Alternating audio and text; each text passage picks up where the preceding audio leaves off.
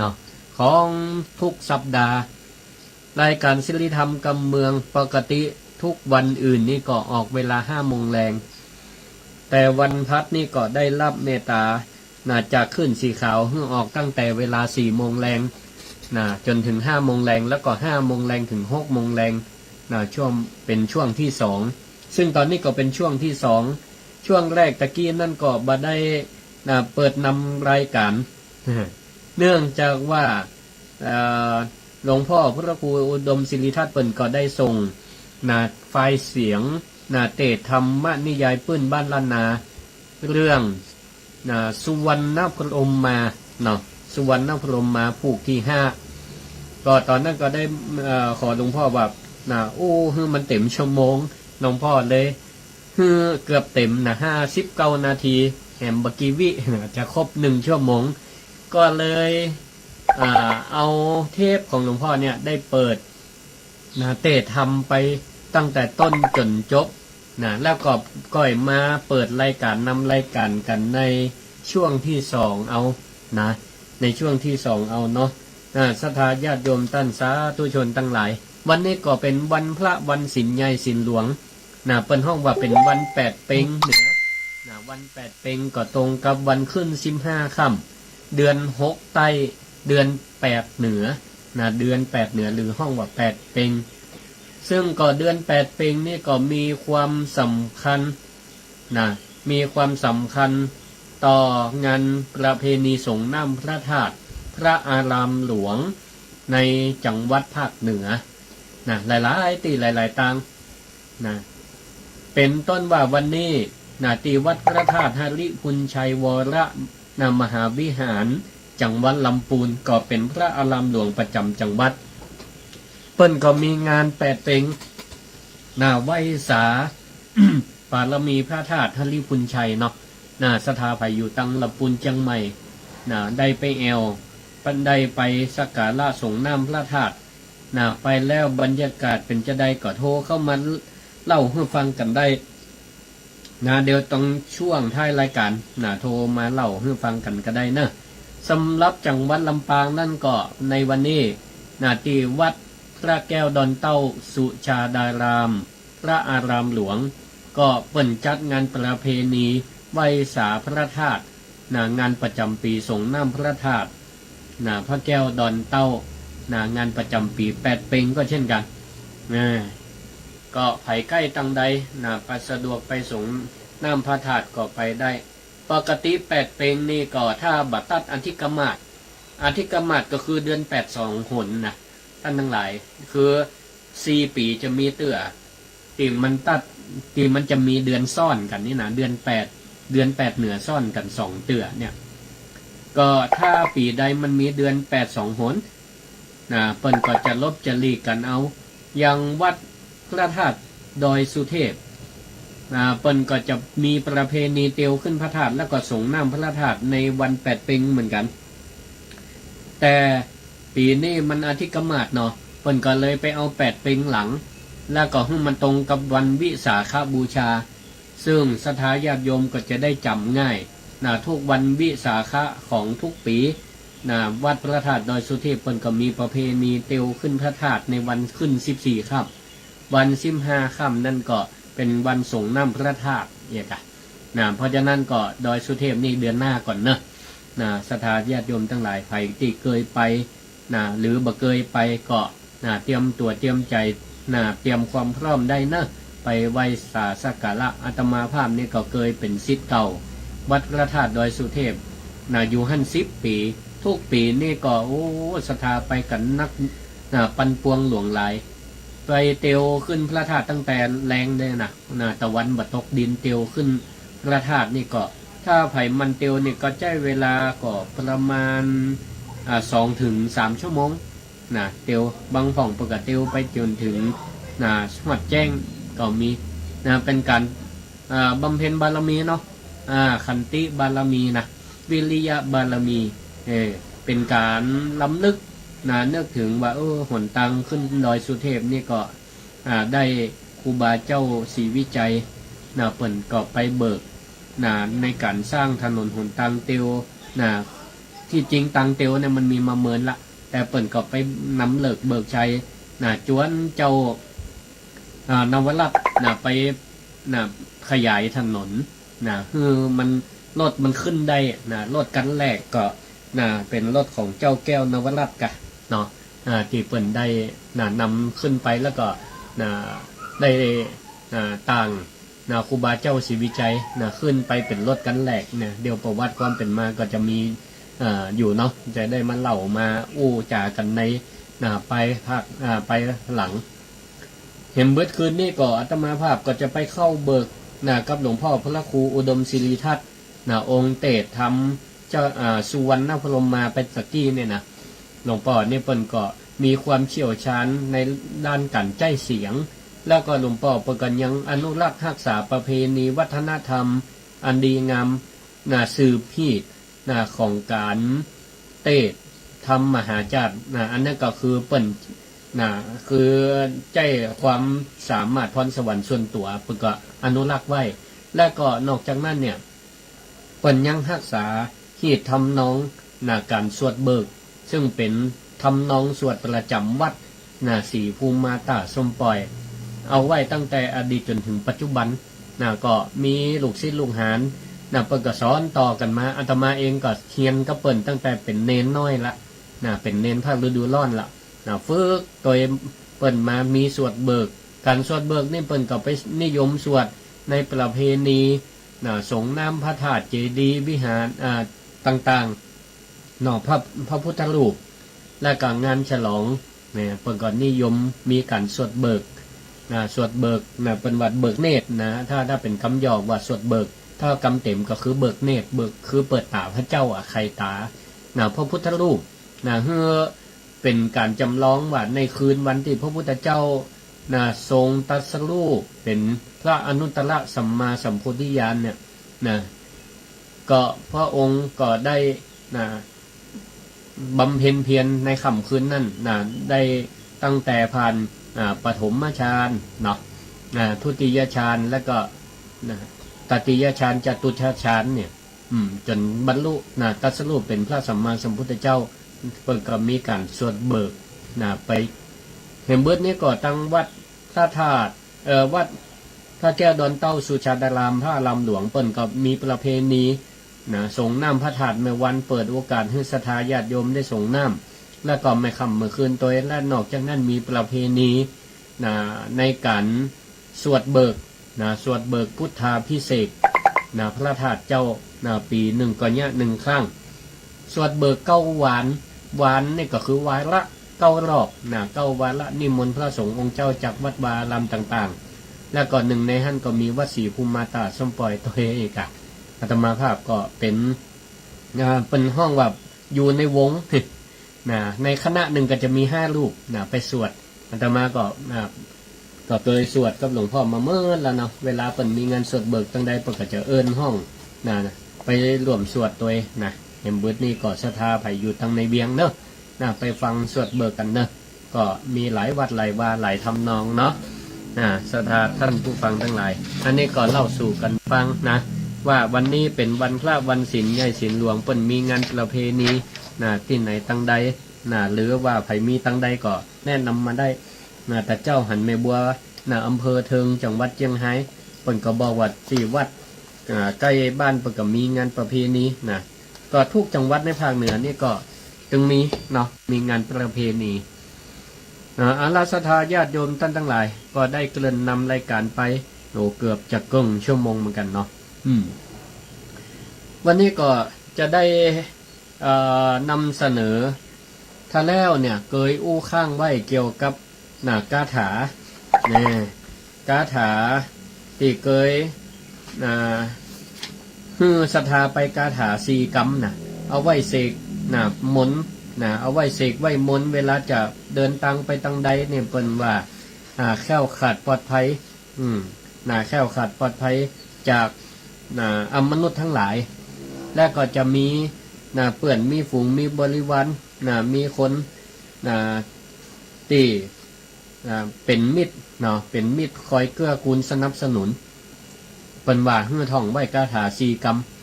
คาถา4 กรรมนี่ท่องอย่างเดียวบ่ได้ นะจะให้ดีเนี่ยต้องปฏิบัติตัวนะจำได้ก่อนจะพระกะสะนะตีเคยศรัทธาโทรเข้ามานะว่าคาถาหัวใจคาถา4ข้อมีอย่างพ้องนะจะพระกะสะแล้วก็จะแปลว่าอย่าง1หลีกเลี่ยงคนพาล2พระสังสรรค์บัณฑิตกะทำดีเป็นนิจ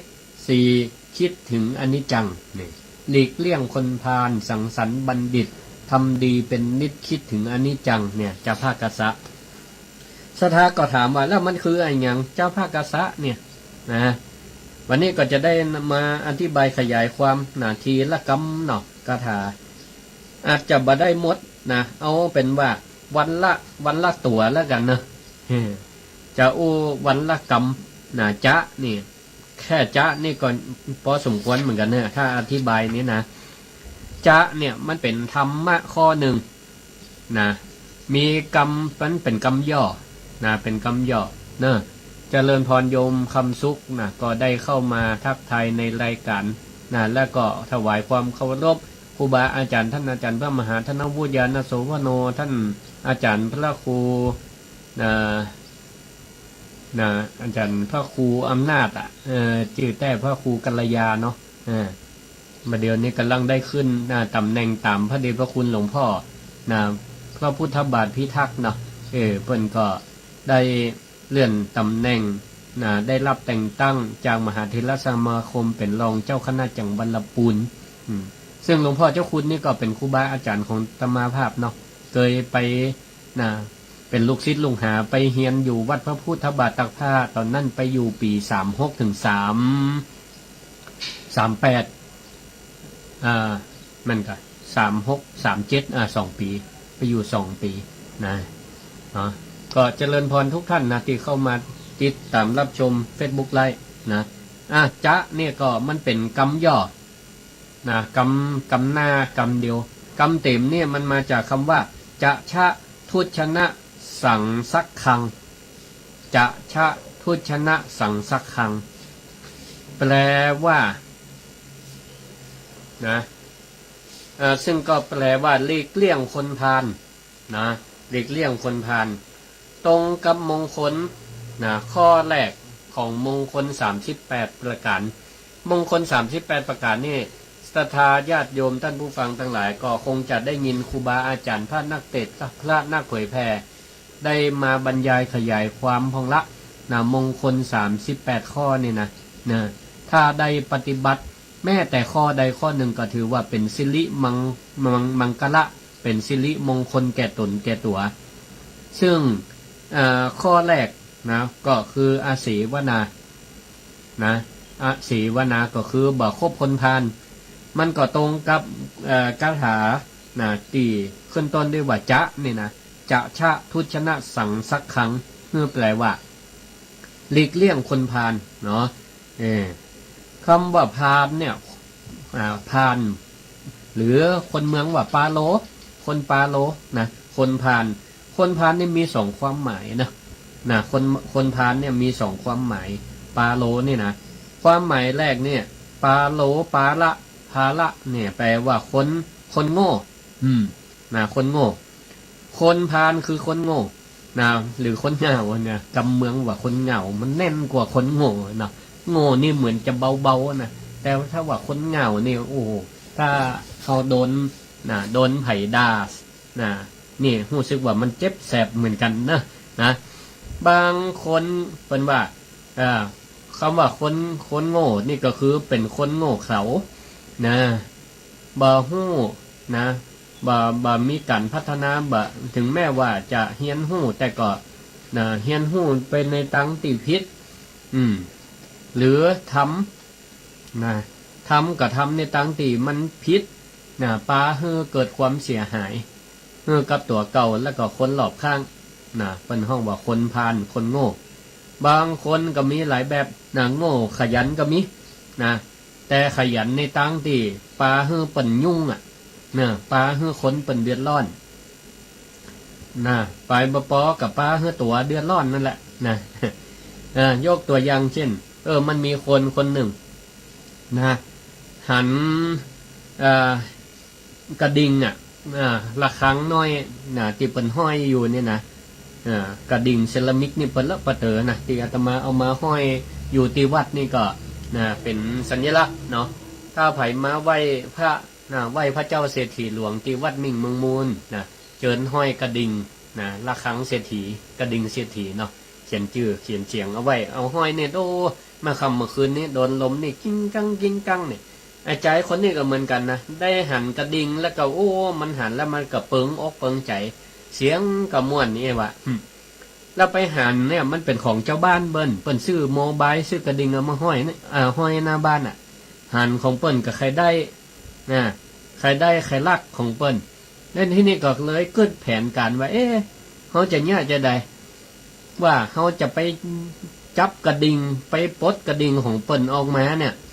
โดยที่มันบ่ฮื้อมีเสียงแบบลักแบบเงียบๆไปปลดกระดิ่งบ่ฮื้อมันมีเสียงจะเนี่ยจะได้ดีถ้ามันมีเสียงเดี๋ยวเปิ้นก็ยิได้ยินนี่ว่าเจ้าของเปิ้นก็จะฮู้ว่าเฮามาขโมยมาลักของเปิ้นเพราะกระดิ่งมันจะต้องดังละทีนี้ก็มันก็เกิดพุทธความคิดของมันเกิดเป็นห้องว่าเกิดปิ้งไอเดีย ภาษาใหม่เป็นห้องว่าปิ้งไอเดียได้ความคิดชุกคิดขึ้นมาว่ามันให้เกิดว่ามันเป็นความคิดที่ฉลาดที่สุดของมันละมันก็เลยเกิดว่าไอ้คนที่ถ้ามันจะฮู้ว่าคนมันลักกระดิ่งเนี่ยเพราะมันได้ยินเสียงมันได้ยินเสียงกระดิ่งมันดังเพราะฉะนั้นเนี่ยมันก็เลยเกิดข้อคำถามว่าเนี่ยอย่างกระดิ่งมันถึงดังแล้วมันก็ตอบด้วยตัวเองว่าเพราะว่าหูเฮาเนี่ยมันไปได้ยินเพราะหูเฮามันได้ยินมันถึงดัง เนี่ยมันตั้งสมมุติฐานพิษนะสดาญาติโยมทั้งหลายเพราะฉะนั้นเนี่ยมันก็เลยว่าถ้าบ่ฮื้อได้ยินเสียงกระดิ่งเขาก็อุดหูกะหายังมาอุดหูเหียร้องยังไม่อุดหูบ่ได้ยินแต่หอยมันก็เลยเอาสำลีเนาะสดาญาติโยมทั้งหลายมันก็เอาสำลีมา2 อันแหละมาอุดหูแล้วเขย่ากระดิ่งบ่ได้ยินแต่เฮ้ยแล้วมันก็เลยสำทับเอาว่าเมื่อตัวเก่าบ่ได้ยินเสียงกระดิ่งคนอื่นเจ้าของบ้านก็คงบ่ได้ยินเสียงกระดิ่งมันก็เลยไปปลดกระดิ่งเปิ่นมาแล้วก็ติ้วมาด้วยความมันก็บ่ได้ยินเสียงเนาะเพราะมันอุดแล้วเสร็จแล้วมันก็ซอยไปกะกิ้งกังกิ้งกังมันก็คิดว่าเจ้าของบ้านเปิ่นบ่ได้ยินเพราะตัวเก่าบ่ได้ยินปรากฏว่าเจ้าของบ้านเปิ่นได้ยินกันเลยยับส่งตำรวจมาจับเนี่ยนี่ศรัทธาญาติโยมทั้งหลายเนี่ยเปิ้นห้องว่ามันคุณสมบัติของคนพาลน่ะคนโง่น่ะคือมันบรรลุแล้วก็เป็นห้องว่าบรรลุแต่อวดฉลาดนึกว่าหุ้มกลละอย่างหน่อถ้าเป็นคนบักเก่าเนี่ยนะกราบถวายความเคารพพระเดชพระคุณอาจารย์เจ้าคุณรองศาสตราจารย์ดร.ราชยานันทมุนีครับรองเจ้าคณะจังหวัดน่านผู้อำนวยการวิเลยสงฆ์นครน่านที่เคารพวันนี้พระเดชพระคุณได้เข้ามาทักทายถึงแม้ว่าพระเดชพระคุณจะมีภารกิจมากแต่ตอนนี้ก็เป็นประธานมาจะรอโซนเหนือหนังประชุมเกี่ยวกับการนำเสนอประวัติและก็ผลงานของวิเลยสงฆ์โซนเหนือก็มีหลายที่หลายต่างพระเดชพระคุณเปิ่นก็ได้ให้คำแนะนำต่อส่วนงานหลายๆส่วนงานก็ล้วนแต่เป็นประโยชน์กราบขอบพระคุณนะครับนี่สดาญาติโยมทั้งหลายเนี่ยไอหมอเนี่ยมันลวกบะแต้อุดหูกับตัวเก่าแต่บ่ได้อุดหูเจ้าของบ้านเปิ้นก็เลยงับส่งตำรวจนี่แถมอย่างหนึ่งคนพาลเนี่ยเพราะบ่ทำประโยชน์ตนและประโยชน์คนอื่นเลยนำซ้ำยังไปทำสิ่งที่มันบ่เป็นประโยชน์เนี่ยเป็นห้องบอกคนพาลคอยเบียดเบียนคนอื่นไปคำเปิ้นคนพาลประเภทนี้เป็นห้องว่าจะว่ามันเป็นคนโง่ก็บ่ใจแต่มันเป็นคนฉลาดแบบแกมโกงเปิ้นก็ห้องว่าคนพาลเหมือนกันนะท่านทั้งหลายประเภทแรกคือบ่ฮู้เรื่องบ่ฮู้แล้วแต่ประเภทที่2นี่มันล้วง แต่มันใจปัญญาในทางที่ผิดเป็นห้องว่าฉลาดแกมโกงเขโกก็คือแบบแกมโกงเจ้าเล่ห์ก็เป็นคนพันประเภทหนึ่งนะถ้าหากว่าเฮาท่านทั้งหลายไปคบหาบอกว่าจะเป็นคนพันประเภทแรกก็ดีคนพันประเภทที่สองก็ตามมันจะเกิดปัญหาจะนำปัญหามาสู่ตัวเฮามาสู่ตัวเฮานี่อันนี้เปิ้นก็ได้แนะนำอย่างนี้ศรัทธาญาติโยมท่านสาธุชนทั้งหลายเนาะถึงแม้ว่าคนพาลเนี่ยก็จะปาฮื้อเพื่อเฮาเนี่ยเมื่อเฮาได้คบได้เสพแล้วเนี่ยเปิ้นว่าคบคนเช่นไรย่อมเป็นคนเช่นนั้นศรัทธาญาติโยมทั้งหลายก็ได้ยินกันนี่เนาะคบคนดีคบคนเปิ้นว่าคบบัณฑิตก็จะเป็นบัณฑิตเพราะบัณฑิตเปิ้นก็แสวงหาความรู้มันศึกษาหาตำรามันทำเฮียนเขียนอ่านหรือมันประกอบอาชีพในทางสุจริตก็จะปาให้เฮาเนี่ยเป็นคนฉลาดไปตัวแต่ถ้าเฮาในทางตรงกันข้ามเฮาคบคนพาลแบบบ่ฉลาดพ่องแบบใจห้อนพ่องก็จะปาให้งานที่เฮาไปทำกับเขาเนี่ยมันพังไปตัวมาหู้ตามความเป็นจริงเปิ้นมีระเบียบมีกฎมีเกณฑ์อยู่แต่บ่ไปศึกษาหรือว่าไปศึกษาแบบฉาบฉวยไปฉาบฉวยเอาหู้พ่องมาหู้หลายแล้วก็ใจหินใจห้อนเร่งรีบบ่ศึกษายังท่องแท้แบบปุบหู้ปูป่าก็เอามาปฏิบัติก็จะเนี่ยฮืองานนี่มันพังเพิ่นว่าจะทำฮืองานเนี่ยมันลุกำเมืองเพิ่นว่ามันลุพอจะเนี่ยฮือเฮาเนี่ยเสียเซลล์คนบ่เดียวนี่เพิ่นฮ้องว่าเสียเซลล์ก็คือเสียความรู้สึกเสียประสาทไปตัวอย่างคนใจห้อนไปเจอคนใจห้อนซ้ำให้เนี่ยมันดับเบิลเลยเนาะมันจะคูณ2นั่นจะปาฮืองานเนี่ยแตกตั้งวงกันกับวงแตกตั้งกลุ่มกับกลุ่มแตกเพราะเอาแต่เถียงกันทะเลาะกันมาย้อมกันอย่างนี้เป็นต้นมีปัจจัยคนหนึ่งใจห้อนใจห้อนใจเห็นเข้าไปในร้านอาหารไปถึงปุ๊บกับตุ๊บโต๊ะตุ๊บตังแปลงเสียงใหญ่คูใส่เจ้าของร้านเท่าแกนี่หรอเนี่ยยังมาเอาก๋วยเตี๋ยวมาให้กำเตือเท่าแกก็รอกว่าเสียลูกก้าได้เลยรอแป๊บไอ้ตีลังไฟยังตีหลวงพ่อท้องเกยเตะนั่นเนาะกว่าเสียลูกก้าไล่ไอ้ตีลังไฟนั่นกันรอกำนี่กันเท่าแกกับใจห้อนเหมือนกันก็เลยสวนปิกไปหาไอ้คนไอ้คนปัจจัยที่เข้าร้านมันสวนกลับไปหาลูกก้าไม่ใช่สวนตีไปหาเปิ้นตอบกลับไปว่าเอ้าก่อนลือยังบ่ได้สั่งอาหารกำเตือจะฮื้อเอามาได้ยังไงว่าแล้วก็ป้อขวาก็เลยรีบลวกก๋วยเตี๋ยวมาฮื้อปัจจัยคนนั้นพอลวกแล้วก็ส่งให้เด็กเสิร์ฟเด็กเสิร์ฟก็เอามาให้บังเอิญว่าเด็กเสิร์ฟคนนี้ใจห้อนเหมือนกัน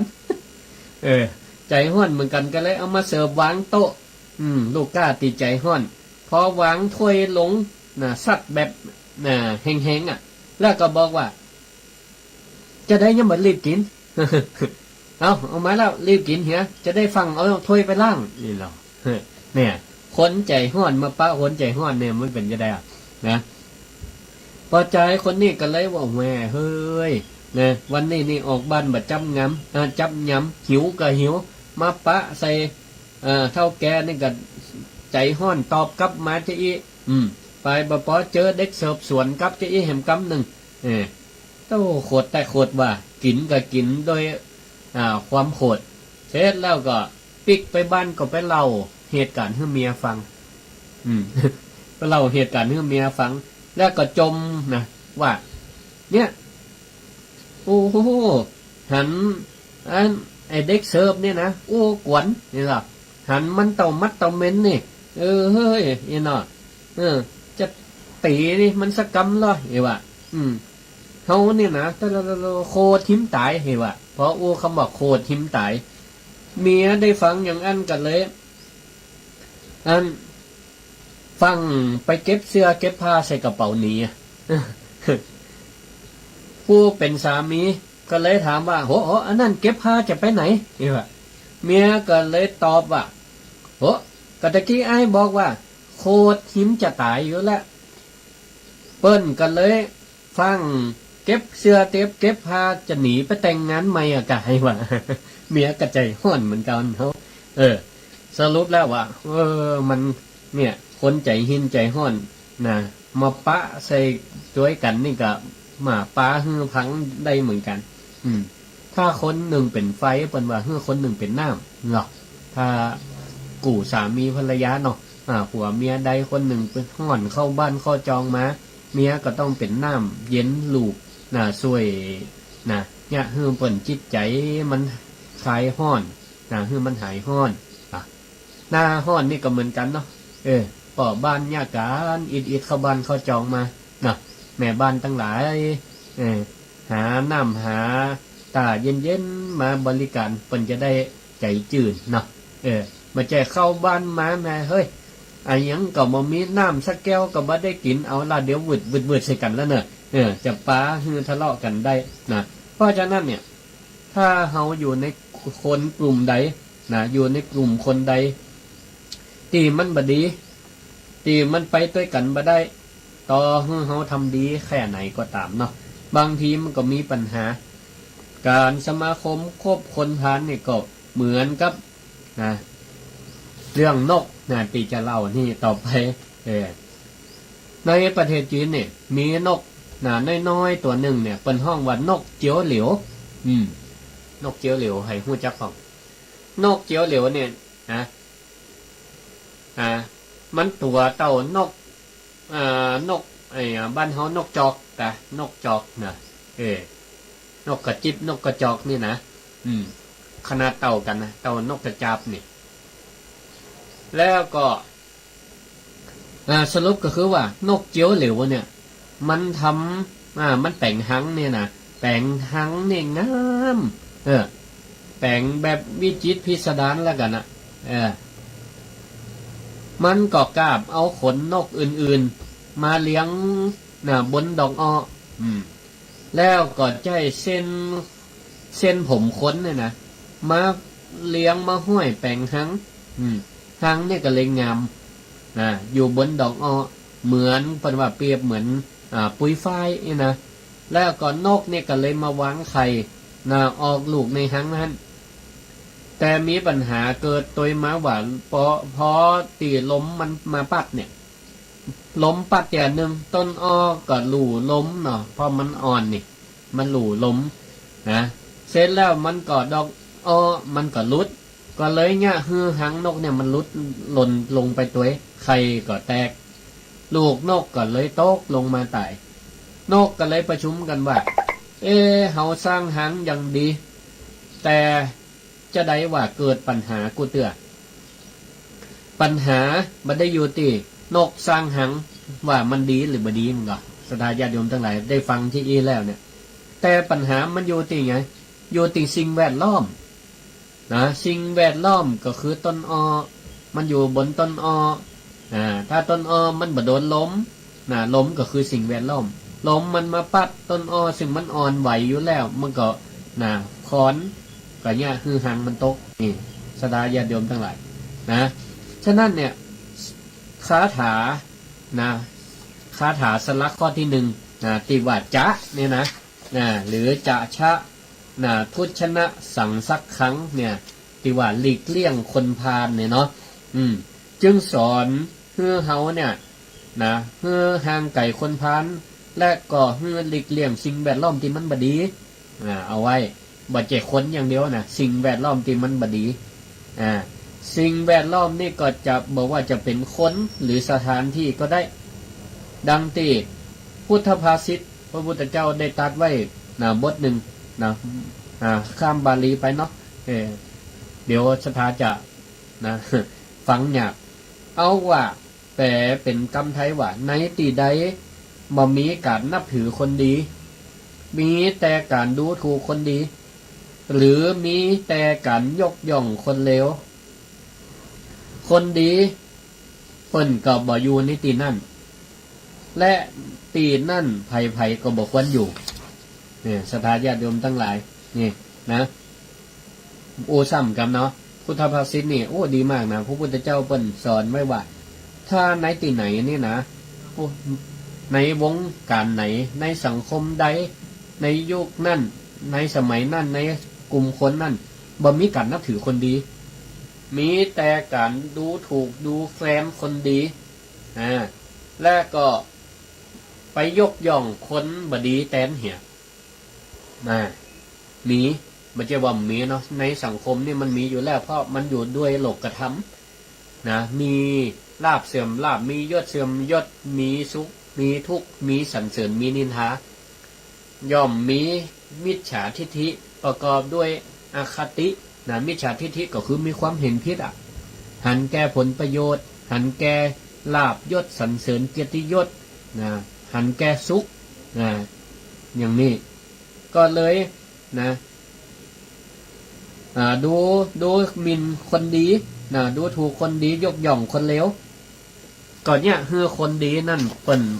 บางทีก็เปิ้นว่าอยู่ดีแต่พิษที่มันก็เปิ้นก็หนีกะเนาะมันเปิ้นก็หนีไปมันก็ตรงกติวันนี้อาตมาได้ขึ้นก็หันธรรมะเปิ้นมาเนาะมันจะได้แต่งว่าคนเขียนเอาคนเดียวก็ได้อ่านบทความธรรมะอันหนึ่งก็เลยเอามาขึ้นเฟซวันนี้เนาะเปิ้นแต่งคำกรไว้ว่าน้ำใสเกินไปก็ไร้ปลา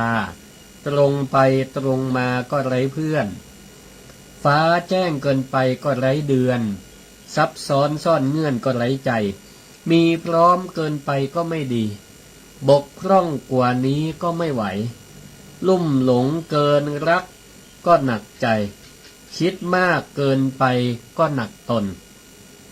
อ่อนน้อมถ่อมไปก็เสียเชิงตะเพิดเปิดเปิงก็เสียผลเข้มงวดเกินไปก็เสียคนยอมให้ทุกทนยอมให้ทุกหนก็เสียการเพราะฉะนั้นเนี่ยคำกรเนี่ยเป็นสอนฮื้อพอดีพอดีก็เลือกเอาเนาะเลือกเป็นว่าเลือกคบคนใดที่เฮาพอคบได้มาบ่หวังแก่ประโยชน์ส่วนตัวเกินไปมันก็ต้องฮู้จักเอื้อเฟื้อแบ่งปันหันใจซึ่งกันและกันเข้าใจซึ่งกันและกันก็คบแต่ถ้าคบแล้วมีแต่เสียเป็นว่าเฮาแยกย้ายไว้เหี้ยต่างคนต่างอยู่แล้วกันอยู่ห่างๆกันแล้วกันเนาะอยู่ห่างๆกันแล้วกันคิดจะซื้อใจเป็นว่าคิดจะซื้อใจคนเห็นแก่ได้ก็ด้วยการให้เนี่ยหมายความว่าคนหันแก่ตัวคนหันแก่ได้เนี่ยแล้วเขาจะซื้อใจเขาด้วยการเฮาฮื้อเขาติ๊กฮื้อติ๊กนี่นะเปิ้นว่าฮื้อต่อใดก็บ่พอฮื้อต่อใดก็บ่พอเท่ากับว่าเอา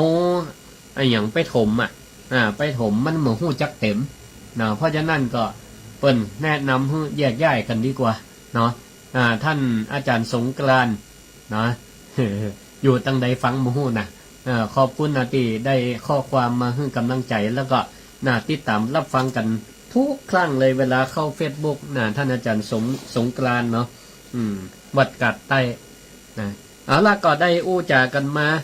เหลือแหม10กว่านาทีก็จะเปิดโอกาสให้สถาท่านผู้ฟังที่อยู่ทั้งบ้านทั้งจองได้โทรเข้ามาเนาะ064-949-5999รายการศิริธรรมกับเมืองโดยอาตมาภาพพระครูศิริธรรมบัณฑิตเฮาก็มาพบมาปะกันใน เวลา5 โมงแรงแต่บางวันนี่ก็เกเรไม่ได้เข้านะยอมรับเลยนะวันตั้งแต่วันอย่างละติดจันทร์อังคารพุธไม่ได้เข้ารายการเลยนะเพราะเดินทางไปวังน้อยนะกับคณะผู้บริหารนำโดยท่านผู้อำนวยการนะท่านอาจารย์พระมหานพดลสุวรรณเมธีเนาะไปร่วมประชุมกับส่วนกลางก็เพิ่งกลับมาว่าวันซืนนี้นะตะวานี่ก็เข้ารายการบัตันสกรรมพอดีนัดนะกับช่างเนาะเปิ่นมาที่วัดนะมาวัดนะเนาะท่านสงกรานต์บอกว่าอยู่วัดหนองห้าตะวันตกช่วยจัดงานฉลองนะก็ตั้งเจ้าอาวาสโอ้ไทยบ่เติงพระครูสิริธรรมบัณฑิตเนี่ยนี่เดี๋ยวกันเนิ่นหนองห้าตะวันตกอ๋อท่านอธิการชัดมงคลกันเนาะคนไทยจะฉลองเจ้าวาดเนาะขอถวายมุทิตาจิตเนาะโยมแม่พิสมัยฟังจากห้างชัดนางแลขอเจริญพรนะขอเจริญพรเจริญพรเจ้าแม่บัวเจ้าความคำว่าเจ้าภาคเจ้าภาคกษัตริย์เจ้าภาคกษัตริย์เดี๋ยวส่งตึงกำแก่มาให้แล้วแต่กำนี่มาให้ได้ส่งกำกรเป็นคนอื่นต่อโอ้ได้เดี๋ยวกันเนอะวางตังค์จะแต่งเล่นคือลุงอยากอย่างว่าเนาะสอนคนตั้งอ้อมอยากสาธุตั้งอ้อมเขาแบบนี้สอนได้ชมแต่ยังไงก็ฟังแบบนี้เจ้า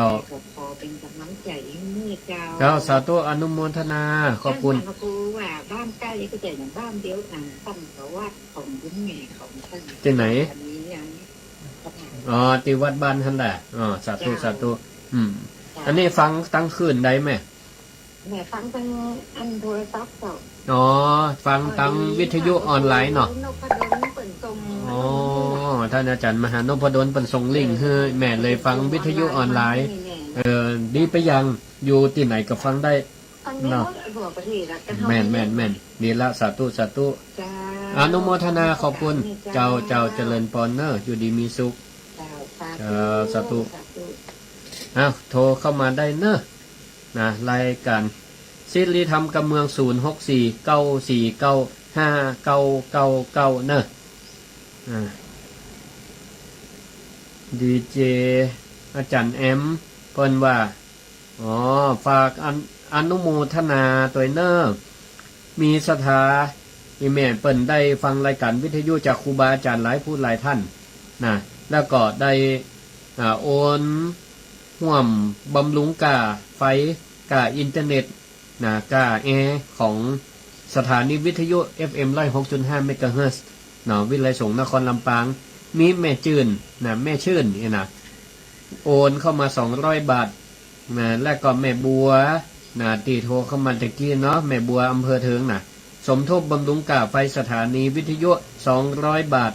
และก็ท่านอาจารย์พระครูอภิวัฒนวิกรมเจ้าอาวาสวัดปากตังเจริญผู้อำนวยการสถานีวิทยุคืนสีขาวเพื่อชาวประชาเมตตาสมทบกาบำรุงกาน้ำกาไฟกาสถานีวิทยุ 2,000 บาทในนามพระนักเผยแผ่และก็สถานีวิทยุ FM 106.5 เมกะเฮิรตซ์ขอกราบขอบพระคุณและก็ขออนุโมทนาขอบคุณศรัทธาญาติโยมเนาะที่ได้สนับสนุนกาไฟของสถานีเดือนนี้นี่ถึงนักแก่เหมือนกันเนอะศรัทธาบอกว่าสถานีวิทยุบอกว่าวัดบอกว่าบ้านสถานเนาะกาไฟมันขึ้นแต่แล้วก็สถานีนี่ก็จำเป็นแต่เนอะมีอยู่2 ติดก่อนท่านอาจารย์พระมหาอมรซึ่งเป็นก็มีหน้าที่ดูแลเนาะท่านเลขานุการเจ้าคณะอำเภอเมืองลำปางเปิ้นก็อาศัยว่าเปิ้นได้อยู่ที่วัดบุญยวาสเปิ้นก็เลยเมตตาไปดูสถานีดูแลสถานีเปิดปิดเปิ้นก็ไปเช็คพอในห้องอย่ามาห้อนใต้ห้อนว่าซ้ำอยู่จันบนสุดเนาะเปิดอยู่กับไหมเย็นพ ปากฏว่าน้ำยาแอร์หัวก็ได้จำเป็นหาช่างมาล้างล้างแอร์ใหม่แล้วก็ใส่น้ำยาใหม่อันนี้ก็เป็นที่มันบางอย่างเนี่ยรายการจ่ายมันก็ต้องมีมาเรื่อยๆเนาะทั้งนี้เนี่ยเขาก็จำเป็นเนาะนี่สำคัญอย่างยิ่งต่อสถานีวิทยุนะสถาญาติโยมทั้งหลายถ้าเครื่องมันห้อนนี่ก็มดซิดเลยนะ แม้แต่คนเผยแพร่เนาะอาตมาเป็นต้นครูบาอาจารย์ทุกตนทุกองค์ก็มาสามารถจะออกรายการวิทยุเพื่อไปสู่สถานีและก็สถาญาติโยมตั้งหลายได้เพราะฉะนั้นเนี่ยเครื่องส่งสัญญาณเครื่องกระจายเสียงถือว่าสำคัญเพราะฉะนั้นเครื่องนี่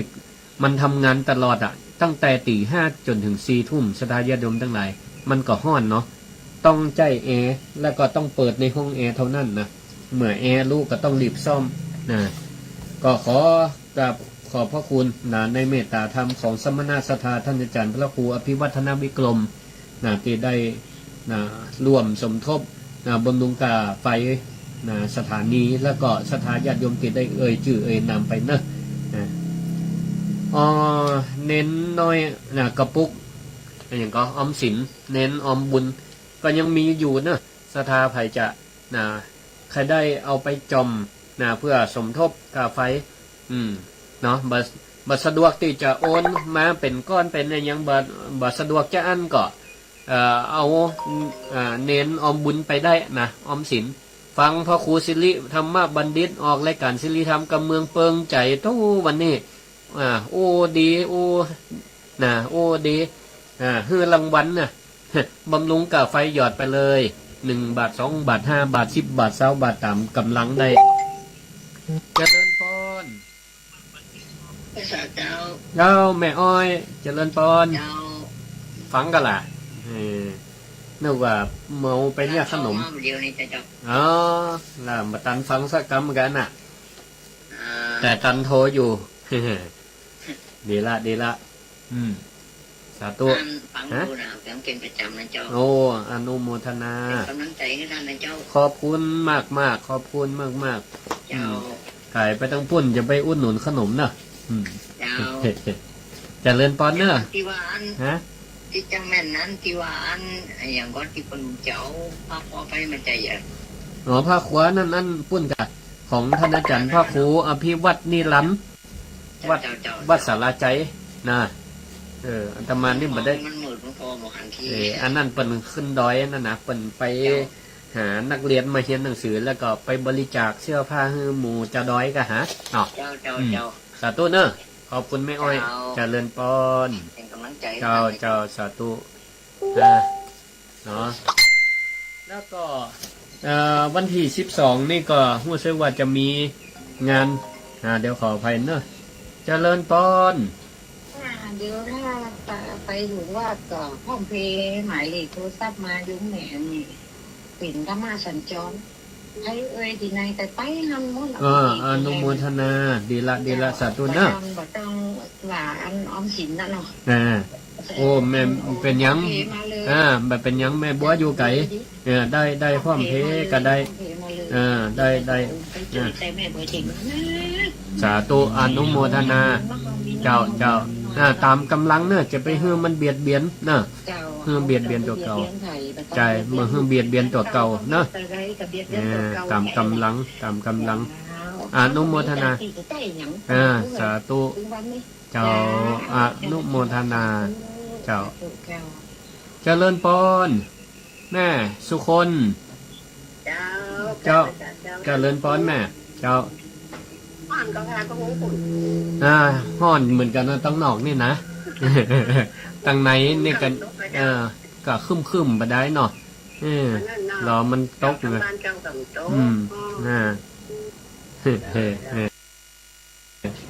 นี่ละขอบคุณแม่สุคนเจ้าโอ้เดละเป็นก้อยไปนะเดละอนุโมทนาเนอสาธุเจ้าสาธุเจริญพรแม่แก้วว่าจะได้ สาธุฮะมวนดีเนาะเจ้าอนุโมทนาฮ้อนก็ฝนตกแล้วยังมันตกตะก้า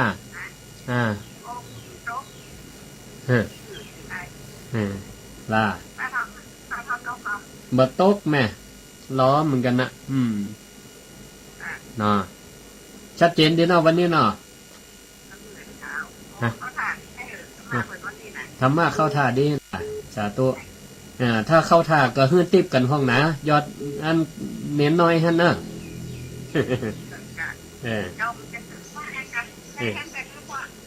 นั่นละมันจอมวันนิดมันน้อยก็ได้นะโอ้วันนี้เปิงใจเปิงใจพ่อครูสิริโอ้ดีเอาไปเลย5 บาทก็ได้นะสาธุสาธุขอบคุณเอาละขอบคุณเนอะแม่แก้วเนอะเจริญพรอยู่ดีมีสุขเจ้าแม่ศรีกูลเจริญพรเจ้าแม่ฟังนะโอ้ขอบคุณมากโทรมานี่สายสุดท้ายพอดีเลยนะขอบคุณถ้าโอ้ดีอยู่เนาะวันนี้นะไปลืมยอดเน้นน้อยให้กำเนอะถ้าอูดีนี่นะคือรางวัลด้วยกะเนอะโอ้อนุโมทนาเนาะบำรุงกันน้ำกาไฟสถานีวิทยุละกันเนอะจะได้ฟังกันไปเมินๆเนาะเอาละขอบคุณนะเจริญพรเนอะขออนุโมทนาแห่มท่านหนึ่งนะข้อความมาละ